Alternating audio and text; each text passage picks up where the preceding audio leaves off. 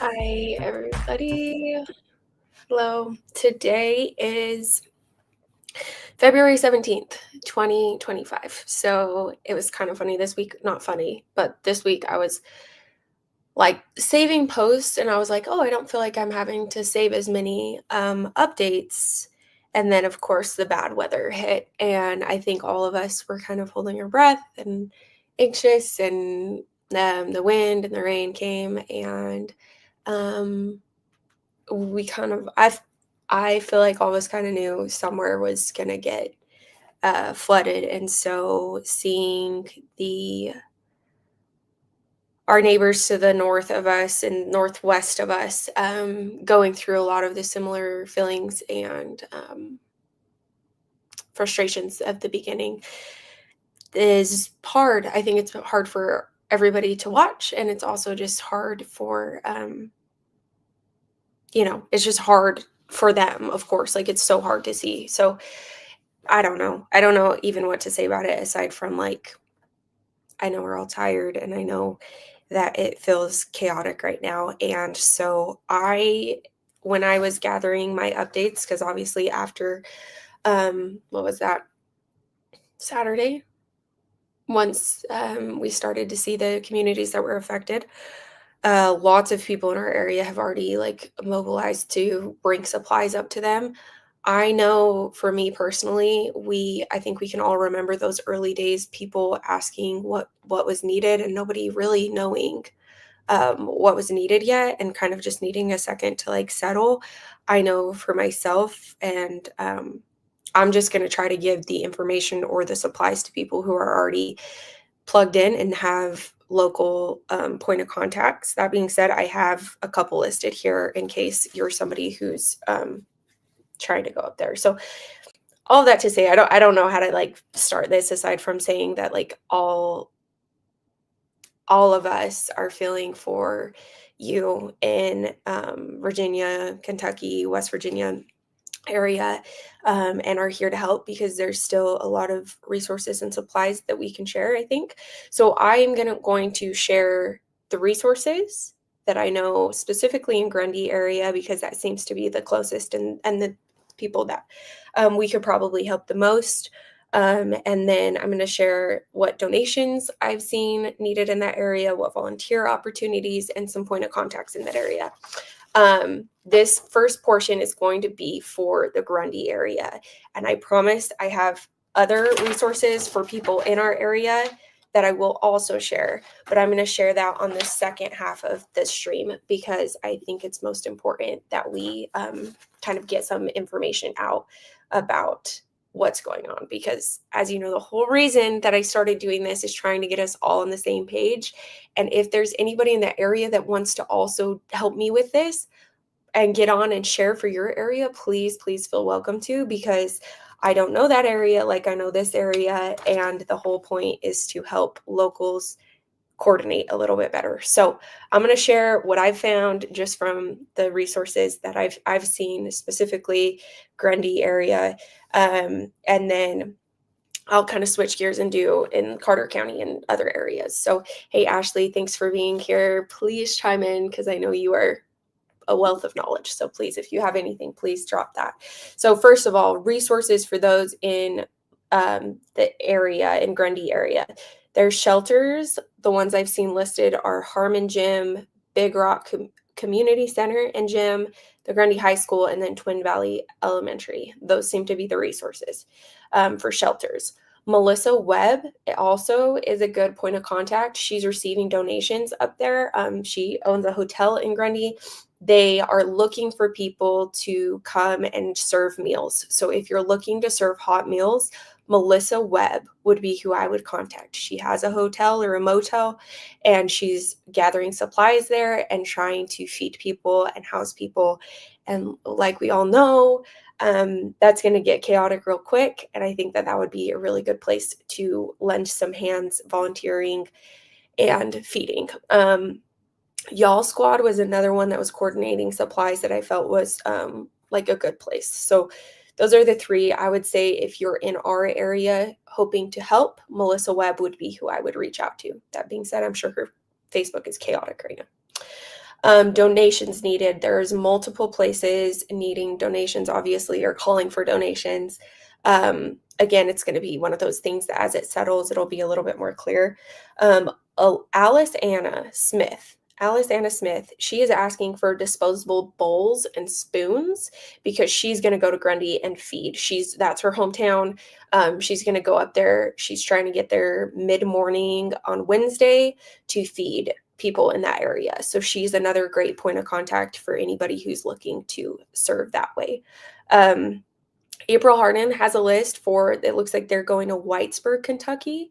So I can tag her as well if you want to support her. I just asked her where to get it sent.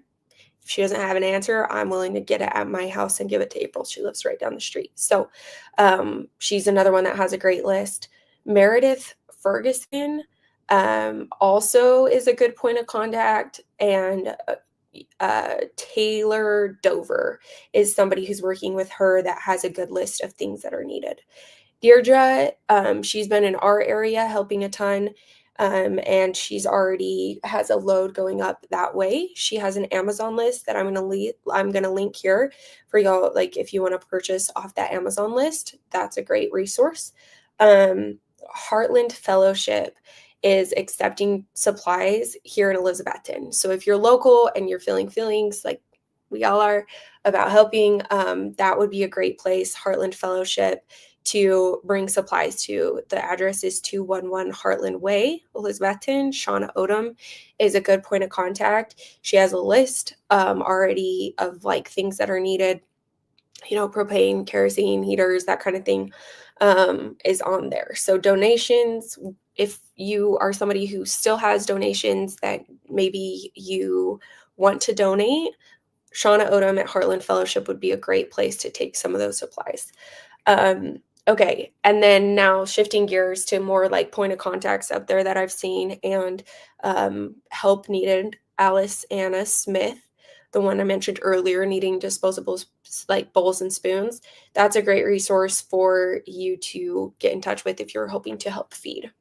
Michaela Hutchinson, she is in need of equipment. I believe that they have had some help. Right before I went live, I checked that post to double check.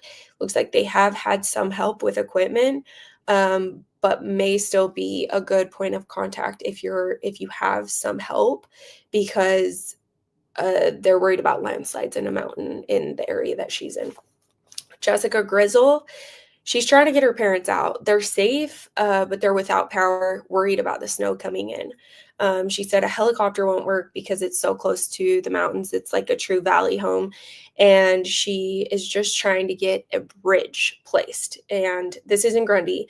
She's trying to get a bridge so that her parents can get out. Her dad has a small backhoe and can help from that side, but needs help from this side. Red Cross, they've been in touch with Red Cross, but because their home's not flooded, so they have like creeks around them, but the home didn't flood, they're not prioritizing them because they're trying to help with the flood victims. But she's worried about her parents being trapped in there with the snow, which completely understand that worry. So her name's Jessica Grizzle, Grizzle. And then a couple other good points of contact would be Tami Krell, spelled Krell. I believe she's been helping in Damascus area and will be a good place. I think she's helped with Western North Carolina stuff and will be a good resource. And then Starlyn Thompson, so Starlyn Thompson, is another point of contact, somebody who is asking for help. So I'll tag them in the post after I'm live so that you can reach out if you are somebody who's trying to help our neighbors who have unfortunately been flooded, which, is really, really hard to see right now. And I just want us all to remember how those early days felt and the level of chaos that came there, and make sure if we are somebody who wants to help in that situation that we're bringing nothing but peace and open-heartedness, because I know when people showed up with the anxiety outside of the area, it was like we have enough of that here. Like, we don't need your emotions on top of our emotions. So as we help our neighbors, let's remember that about the early days. Let's remember to be in touch with somebody who's local, who understands the area, who understands the roads, all of that, and try to use the lessons that we've learned here to be helpful there. I know, especially Kentucky, I've seen so much help from Kentucky here in our area. So it's heartbreaking that they're going through it again, because I know it wasn't too long ago that they experienced crazy flooding too. But I just have seen so much help from them here. And so as we help Kentucky, I just hope that we are able to go in with an open heart to listening, and just have to throw that in there, because I think that we all remember those feelings and need to kind of call on our feelings of, like, let's bring them like solid help. Let's lower our anxiety and be in touch with locals there. I personally feel like Melissa Webb in Grundy is the person that I think that, for me personally, I feel like she might be the best point of contact right now if you're trying to get in there, just because they have the hotel, they have a place for donations, and they're willing to feed folks. So I think that she would be a great point of contact. Okay. So if anybody has, Ellen, thanks for being here. If anybody has questions about, I don't even know what we're calling that yet. Appalachian Flooding 2025 was the name of the Facebook group that I got in. So that's another one. Another resource, if you're trying to help, that would be a great space. So that's Flooding of 2025. Helene things. I have a couple of resources for us here in this area that I've saved. So I'm going to do resources, needs, and volunteers in our area. So switching gears, this is us here in Carter County, Washington, in Tennessee, in North Carolina. So first of all, resources for those in need. Coats for Appalachia still has like hats, gloves, and socks. So especially as this cold front is coming in, that is a great place for you to reach out to if you are in need of hats, gloves, socks. Another resource is Governor Lee signed a bill to refund 130% of property taxes. So if you are somebody who's lost your property, please pay attention to that. I will link that resource here too. Samaritan's Purse is at Boones Creek Christian Church today from 10 to 3, Washington County, from 10 to 3, and helping with bills, which I think is amazing. So if you are somebody who's hurting and needing help with car payments, with mortgage payments in a house that's no longer, that kind of thing, Samaritan's Purse is at Boones Creek Christian Church today. Last resource I'll mention is SBA loans. They're open to apply for until March 7th. So there's a lot of really great information. Ashley might have more information about this, but Carter County Long-Term Recovery Group posted this about how there's no payments or interest for the first year, and like some of the benefits of those to like help. So those are the resources for those in our area. The needs in our area, we're looking for land in Jonesborough, specifically in the Lamar School District. It doesn't have to be free, but there is a family that needs to get land in Jonesborough. They don't have, their land was washed away. And Donna Wysong is a good resource for that if you have any leads on that. It sounds like their family is working very, very hard to make it work, and they need to be closer to their kids' school district. Another need is the propane donations are being accepted at Liberty Hardware. That number is 423-743-6161. That's for the Appalachian United Initiative account that they are accepting donations for propane. So, and then lastly, the volunteers needed in our area. So again, I'm sorry, about 12 minutes I switched from Grundy area to our area. In our area, John Govia is calling for volunteers in Johnson County, trying to, as the storms are coming through, the ice and the snow and all of those things, trying to get things sustainable up there. sustainable. I don't know what word I'm trying to say. But John Govia is who is up there.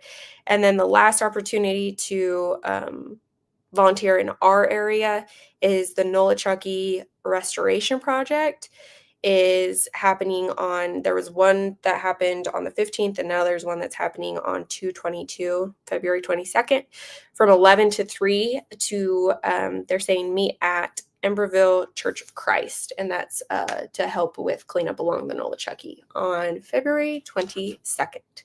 So again, sorry to kind of mush these. If there's anybody in the Grundy area who wants to come in and do the Grundy portion, and I'll continue to do Carter County and our area's portion, please, you are welcome to. Again, the idea of this is to keep everybody on the same page, lower the anxiety, and, well, I guess we can't really say that, but kind of keep the information clear. I'm going live once a week. I save all the information. I put it on this little piece of paper and try to distill information on a weekly basis in a more like organized format so that we can be as effective, efficient, and organized as possible in our area.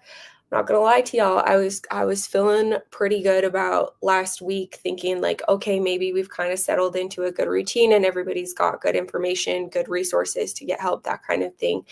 And then with this new flooding, it feels very much like we are back to square one in some ways, just because it's we want to help. Obviously, we're not, well, there's plenty going on in our area as far as like down trees and wind from all of the storm. But it's just, it's chaos for them right now. And I'm just going to try to help make it clear on areas that are close-ish to us to get to. Ashley said, we will soon be asking for volunteer day workers for rebuilds when we are completely up and running our projects in the area. We are first working out kinks with partners and getting it all up and running with a long-term recovery group. Awesome. So Ashley's doing really awesome things to help with the rebuilds. I know we spoke, Ashley, and I think that like there's a lot of a lot of the work that's going to be done with this program is through like very official like programs or up to code kind of thing. So this is like a really good place to help volunteer with rebuilding in our area, which is still very important. It's hard because it's like I feel like we were closer to that, like out of that phase one type of situation here, and we were getting closer to like feeling more stable. And in a lot of ways, it feels like this area is now going to be in that the Grundy area, Kentucky, West Virginia is now going to be in that earlier stages. So I'm hoping that we can all kind of like, if we have supplies that we don't need, if we're holding on to things here, we can send to them and kind of just try to work together. The whole idea is working together in a way that is, actually happening. Let's see. Yeah, Ashley says, yeah, correct with permits and everything. So that's awesome. Ashley's doing awesome things. If you are looking to help volunteer or in need of rebuild, please reach out to her. She's awesome. And the organization she's working to has been doing a lot from day one. So thank you all. Thank you for watching. Thank you for being here. I am doing my best. Please reach out if you have things you want me to put out here, if you have things that you want me to share. Again, I love when I get information that I can share, and I hope this is helpful. Thank you for Ellen. Thank you for saying like that this is helpful, because I appreciate that feedback. And Ashley's saying all of the long-term recovery groups are connecting with each other from the counties. That's awesome, which is so everybody can collaborate. So we're starting to kind of see some what's the word? I don't know, communication happen like we are hoping for. So thank you so much, and I will see you next week. I'm hoping that things will feel a little bit lighter and a little bit better, hopefully. So anyways, keep Appalachia in your prayers if you're outside of the area. We definitely need them. So anyways, thank you.